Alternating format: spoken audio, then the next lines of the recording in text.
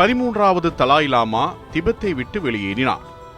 25 பிப்ரவரி 1910 அன்று திபெத்தின் ஆன்மீக மற்றும் அரசியல் தலைவராக இருந்த 13வது தலாய் லாமா சீன படையெடுப்பிலிருந்து தப்பிக்க திபெத்தை விட்டு வெளியேறினார். இந்த சம்பவம் திபெத்தின் வரலாற்றில் முக்கியமான திருப்பு முனையாக கருதப்படுகிறது. அப்போது திபெத்தில் அரசியல் பதற்றம் அதிகரித்திருந்தது. 13வது தலாய் லாமாவின் இயற்பெயர் துப்தென் கியாட்சோ.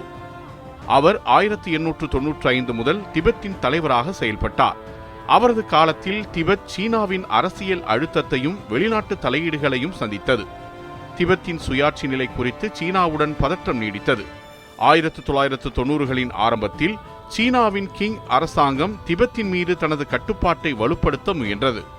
1910ஆம் ஆண்டு சீன படைகள் லாசா நகரை கைப்பற்ற முயன்றன. இது தலாய் லாமாவின் பாதுகாப்புக்கு அச்சுறுத்தலானது. இந்த சூழ்நிலையில் 13வது தலாய் லாமா திபெத்தை விட்டு பிரிட்டிஷ் ஆட்சியில் இருந்த இந்தியாவுக்கு தஞ்சமடைந்தார். அவர் சிக்கிம் மற்றும் பின்னர் தர்ஜிலிங் பகுதிகளில் தங்கியிருந்தார். பிரிட்டிஷ் இந்திய அரசு அவருக்கு பாதுகாப்பு வழங்கியது.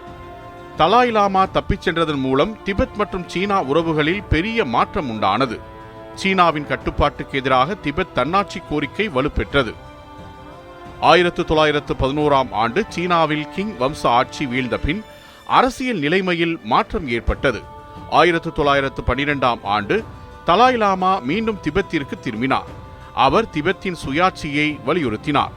தனது ஆட்சி காலத்தில் நிர்வாக மற்றும் இராணுவ சீர்திருத்தங்களை மேற்கொள்ள முயன்றார். மொத்தத்தில் 25 பிப்ரவரி 1910 அன்று நடந்த இந்த நிகழ்வு திபெத்தின் சுயாட்சி போராட்ட வரலாற்றில் முக்கியமான அத்தியாயமாகும். 13வது தலாய் லாமாவின் இந்தியா தஞ்சம் திபெத் சீனா அரசியல் உறவுகளின் சிக்கல்களை வெளிப்படுத்திய ஒரு முக்கிய சம்பவமாகும்.